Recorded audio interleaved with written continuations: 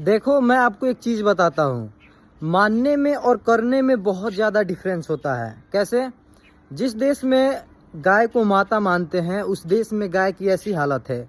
और जिस देश में गाय को बस गाय मानते हैं एज अ एनिमल, उस देश में गाय की ऐसी स्थिति है। जिस देश में नदियों को माँ का दर्जा दिया जाता है, उस देश में नदियों की ऐसी हालत है।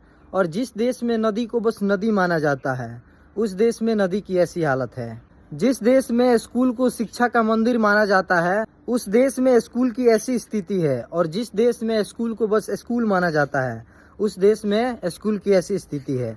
मैंने स्टार्टिंग में ही कहा था कि मानने में और करने में बहुत ज़्यादा डिफरेंस होता है। और हमारे देश में सबसे बड़ा कमी इस चीज़ का है कि लोग बस मानते हैं, बस मानना जानते हैं।